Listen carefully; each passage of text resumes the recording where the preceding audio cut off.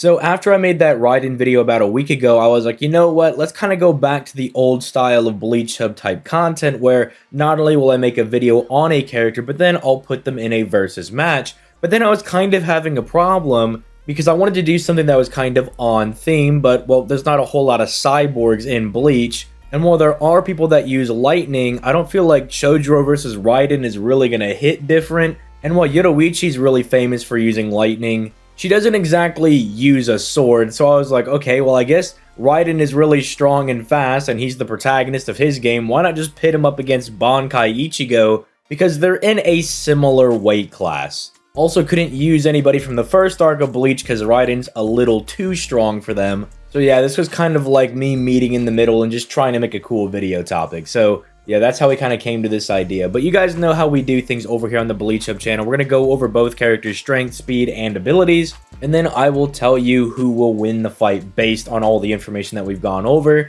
If you want a more in-depth look at Raiden, you know, kind of going throughout his whole internal scaling, things that he can do in crossfires, just really going in depth with things, you could check out the video that I made on Raiden. But with that being said, as this is the Bleach Hub channel, we will go ahead and start off by talking about our boy Bankai Ichigo.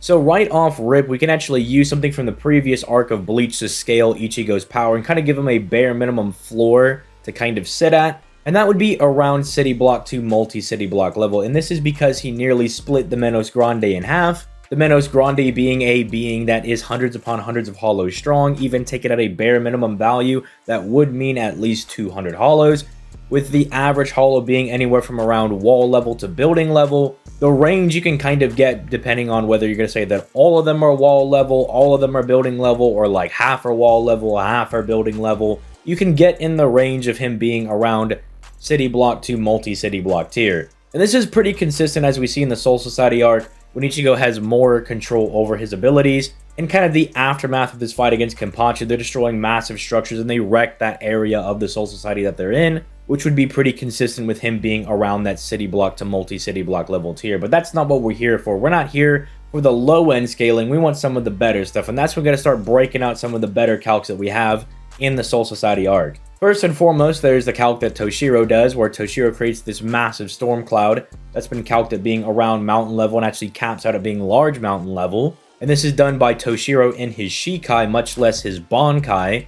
The reason that's important because maybe there's some hypothetical universe where Bankai Toshiro really is the strongest captain in the Soul Society arc, and maybe Ichigo doesn't scale to Bankai Toshiro, but you'd be hard-pressed to tell anybody that Ichigo, especially in his Bankai, does not scale to Shikai Toshiro, especially after fighting someone like Kenpachi, who is one of the strongest captains, and Byakuya, who also rivals that same Kenpachi and is the most famous captain in the Gotei 13, born as a prodigy due to his, you know, royal blood, basically. Even if you want to, like, form some link between, like, Byakuya and Toshiro, Toshiro and Gin are, like, kind of even when they have their nighttime fight. Yet Byakuya over here, while, like, pretty much on his deathbed, is able to take an attack from Gin after taking an onslaught of attacks from Ichigo and Hollow Ichigo. However, I don't think you even need to argue that. I think Kenpachi and Byakuya being regarded as some of the strongest captains, and Toshiro being more regarded as, like, a prodigy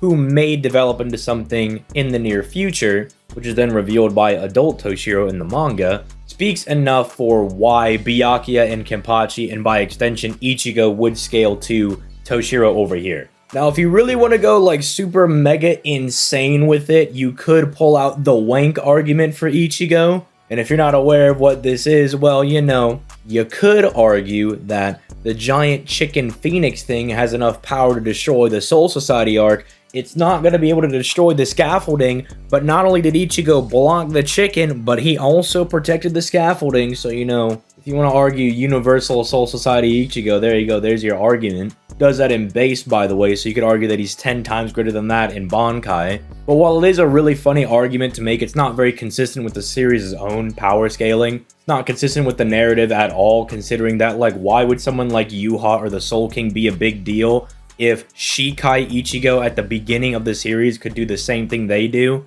But still, it's a very, very funny argument, as inconsistent as it may be. You can break it out against your friends or whatever, you know, thank me later for it. Anyway, speaking of Ichigo's physical abilities, let's also not forget that he trained with Kisuke for 7 days, so he's not going to be hurting for stamina, and that this lad is quite fast. Not only demonstrating like relativistic feats in the first arc, being able to dodge Uryu's arrow while he's not even facing it. Keep in mind that Quincy arrows are made of light, so even worst case scenario, he's dodging a light-based weapon and then attacking it when his back is turned to it, so you can't even claim aim dodging or anything. This is consistent with Ichigo's own level of speed and kind of the level of speed that we have for Bleach at this point, and that is because of the Negacion. The Negacion is also stated to be light as well, and even someone like Shuhei, who has been completely drained of all of his spiritual pressure due to his fight with Yumi Chika, is able to dodge the Negacion light, which is calced at being about 5 to 10% the speed of light. Again, considering that Ichigo is more comparable to captains and, comparable to Byakuya in speed, it's safe to say that Shikai Ichigo is at least as fast as this drained Shuhei, which would put his Bankai anywhere from the speed of light to half the speed of light, although there are better feats that you can argue for Ichigo. For instance, him chopping all of Byakuya's blades, which are stated to be in the millions, in the span of a couple of seconds, should definitely be like FTL to like massively faster than light. The only problem is that while we know it's about that fast, it's really hard to calc it because we don't know exactly how the feat went down. For instance, Ichigo could have chopped all of them individually, which would make this like a massively faster than light, like plus feat. It would be insanely fast. But then again, he also could have chopped like 10 at a time or 100 at a time, which is still really fast, but it's not nearly as insane. So there's definitely a lot of variables to this. It's a very impressive feat and should be noted, but it's hard to kind of put into practice. But again, kind of like the Menos Grande thing, we can kind of use a range to kind of find out relatively how fast it would be, and we can kind of use the different ends of it to kind of see how fast Ichigo is. Basically, bare minimum, the guy is like relativistic and at most is like massively faster than light. As far as abilities are concerned, well, first and foremost, an ability that not a lot of people use for Bleach characters is that they are invisible. They are literally ghosts. They are astral beings. And so people who do not have astral awareness or cannot see ghosts cannot see Bleach characters, which includes Ichigo. This also means that Ichigo with his Zanpakuto directly attacks the soul of his opponent, bypassing any durability that they might have. The Zanpakuto is said to cleanse the soul of whoever they fight, and so after they kill somebody, their soul is cleansed and then sent to the Soul Society. This, funny enough, actually kills beings that can regenerate from vaporization, as it's stated that hollows vaporize themselves when they become hollows and they regenerate, and they come back and the Zanpakuto can still permanently put them down. That's very impressive because regenerating from vaporization is pretty high tier, it's pretty good. But the other interesting thing about the Zanpakuto is that it kind of allows you to jump people, and let me explain. So let's say you're fighting a pretty bad dude, and let's say you finally beat them, but you notice your Zanpakuto is not cleansing them. Well, that's because now the Kushinada, the people that live in hell, are going to try to claim the bad person's soul, and as we know from the Bleach Hellverse movie, the Kushinada are kind of OP.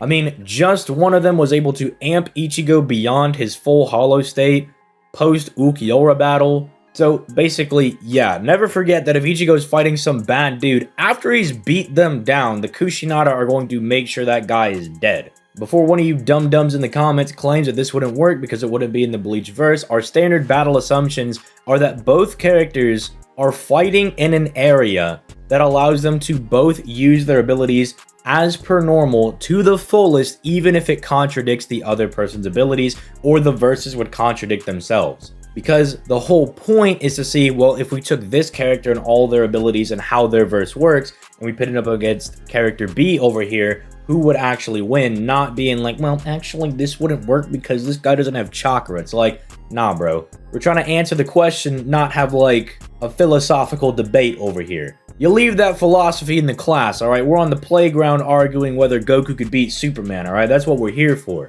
Anyway, that is pretty much the gist of what Ichigo's got, especially at this point. There are some other neat little things, like he's got really good sensory ability. For instance, he was able to sense the soul of a little boy inside of a parakeet across Karakura Town. So not only do we know that his sensory range is at least maybe like stretching across that of a town, and not only could he sense something small like the soul of a parrot, but he could sense the smaller soul inside of that already small soul. So yeah, the guy's got like spiritual awareness out the wazoo. He's also insanely durable, and people kind of undermine how durable. We're told that your spiritual pressure and your durability are tied together, and well, if you know anything about Bleach, you know that Ichigo's got heaps of spiritual pressure. He's kind of got way too much of it. In fact, funny enough, as we were talking about the Menos Grande earlier, Uryu describes during that fight that Ichigo's basically got his spiritual pressure on blast, full power all the time. And you would think that you would run out in like 5 seconds, but he's like, apparently Ichigo's just got way too much, that he's just not gonna run out, I guess. But with that being said, we'll go ahead and move back on over to our boy Raiden, who is the competition for Ichigo in this match. So ironically enough, Raiden actually starts in a very similar tier to Ichigo if we were talking about his ground floor, because in one of the previous games before Revengeance, before he even got his new suit upgrades, Raiden, while damaged, and when I talk about damage, I mean this guy is like missing an arm and everything, is able to stop this massive submarine that is calced at being multi-city block level. And again, this is before he gets any new upgrades, gets any like emotional amps in the next game, stuff along those lines. This is pretty much like as ground floor can get, because he does it also again while very injured. However, in Revengeance, in the next game that Raiden's pretty much the protagonist of, he fights the Excelsis mech, and two things for this that kind of put it on that nuclear tier is one, the Metal Gear's own pull, their own like versus battles and whatnot. They think it could beat Metal Gear D, which in and of itself has its own nuclear payload, but B, the Excelsis mech was designed to survive basically a nuclear holocaust, which could put this thing anywhere from town level to like mountain level. It just kind of depends on what level of nuclear armaments you think the Metal Gear verse has. Because I mean, we could be talking about like some town level, like small boy nuke, or we could be talking about Tsar Bomba level nuclear weapons over here that could reach anywhere from mountain level, right? So if Ichigo had some ranges, there's Raiden's ranges. I will say that I did look into the Metal Gear D's nuclear payload, and I looked at the type of nuke that they do use for those Metal Gears. Those seem to be on the lower like town to city level ranges, but again, by Revengeance, which is far more in the future in the Metal Gear timeline, things may have changed. They may have updated their nuclear payloads. So I'll leave that up to you guys in the comments to talk about. However, then we move over to Raiden's speed, where he pretty much starts at being like above the speed of lightning, which go figure, the guy literally uses lightning in conjunction with all of his attacks. Go figure that he would be faster than lightning. He's even got some feats like, you know, where he's just hopping and skipping over some rockets and everything. And like the very first mission before he gets upgraded, which is just him casually being above the speed of lightning. But even later on in the game when he's fighting Monsoon, as I mentioned in the last video, based on how fast we actually see Raiden moving in conjunction with how fast we can see the raindrops moving in the background during that fight, it's actually been calculated that he's moving at a relativistic speed at that point, putting him in kind of a very similar ballpark as Ichigo. Also, something I actually missed in my Raiden video that I'm actually going to be correcting in this video is that there actually are enemies in the game that do use lasers. In fact, the first enemy you fight in Metal Gear Rising Revengeance, Metal Gear Ray, actually has this like massive laser attack that you can dodge and weave around. The only problem though is that lasers in fiction are always a kind of slippery slope, because we don't know if they actually are using the same properties as light, and we don't know if they're intended to be light. So while you can definitely like argue and maybe calc some of the feats of Raiden being able to dodge the laser coming from Metal Gear Ray and put him in like a faster than light tier, until they actually maybe confirm that it is like light and not like a light-like property or something along those lines, I'll be a little hesitant to actually say that they're like moving that quickly. But again, maybe there's that one statement in like the 11-hour codec that I missed, right, while I was combing through it, because it was a lot of content. Maybe there is like one thing that I did miss. You know, I'm willing to be wrong on that one, and hey, if it is, we'll recalc it and we'll come back and we'll correct Raiden's speed. But then moving into Raiden's abilities, unfortunately, a lot of these really aren't going to be helpful in this fight. I really kind of wanted to be like, oh yeah, he has like EMP grenades and everything,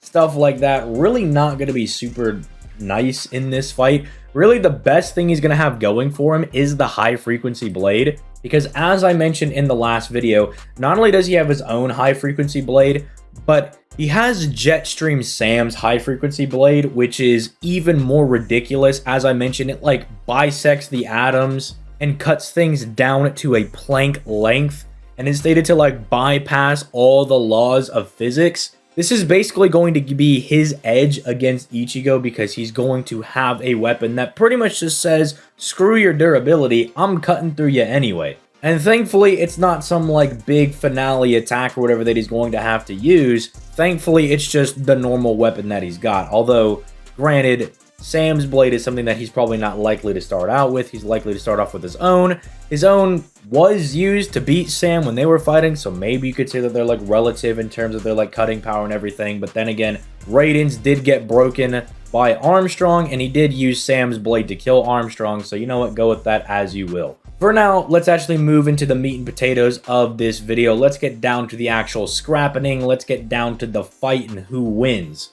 So, funny enough, I think we have another Iki versus Ichigo situation here. If you don't know what I'm talking about, I did a video on like this character named Iki, and I put him up against Bankai Ichigo in a very similar scenario. And what came down out of that video is that if they were in equal stats, Iki would have crushed Ichigo. But Ichigo would be able to lean on his speed and his strength advantage and be able to use that to kind of bypass Iki's skill. The same thing is really going to happen here with Raiden versus Ichigo.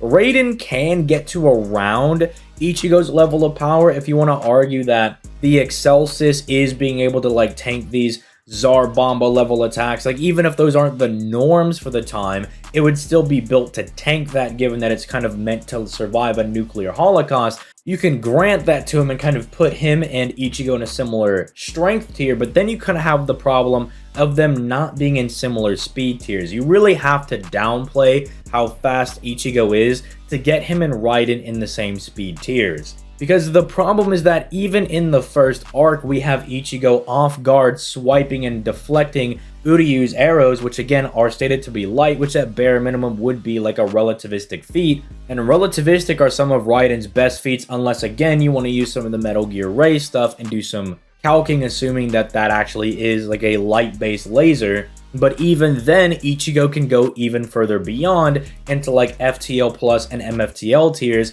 because of his feat against Byakuya's millions of blades. Now, thankfully, Raiden will be able to actually see Ichigo, and he will be able to fight him. It's not like Ichigo's just going to walk up and stab him in the back. We do know that in Metal Gear, there are ghosts and characters are able to like see and interact with them and all that good stuff. So it's not like it's a complete non-fight, but it's more than likely just going to end up with Ichigo A outlasting Raiden for a bit, because, you know, there's nothing for Raiden to really get from Ichigo to kind of replenish his energy and whatnot. Raiden, in his own verse, will kill other cyborgs and like take their electrolytes and whatnot, and that's how he'll kind of replenish himself during a fight. Ichigo just off rip is blessed with the fact that he's got 7 days of stamina, and 7 days of some pretty good stamina. That it's not like he was just running on a treadmill for 7 days. He was fighting Kisuke for 7 days, and Kisuke was trying to kill him. Basically, he was training for a whole week against someone who was trying to kill him, and that is numerous times stronger than he was, meaning Ichigo's really not going to get tired anytime soon as well,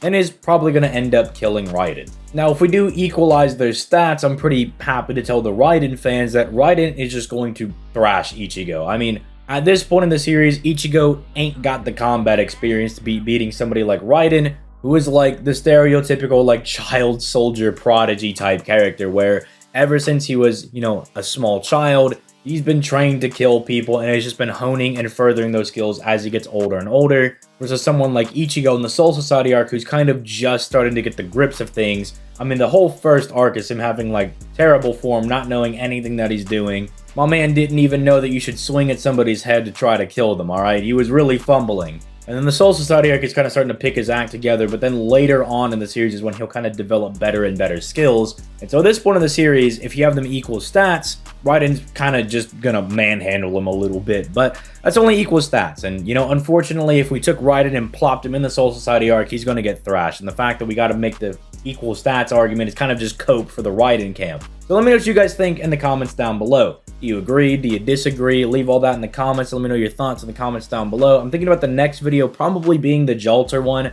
That might take a little bit of time, so I'm looking at maybe doing a Bleach character video. I'm also maybe looking into doing something with Fairy Tail. I'm about halfway through with it. I saw some really cool suggestions about like Loxus versus Grimmjow, or Loxus versus Yoruichi, Loxus versus the Espada. You guys know that I love my boy Loxus. and I'm thinking about pitting him up against one of those characters. Maybe Grimjoe, that might be kind of cool. So, I don't know, expect that in like a week's time or something. You know, I don't got a schedule. It'll get uploaded when it gets uploaded, but those are just some video ideas that might come out, or if I think of something else in the meantime, I'll throw that out as well. But I hope you guys enjoyed. Make sure to leave a like on the video, subscribe to the channel, all that good stuff. And with that being said, I'm out of here. Peace, late guys.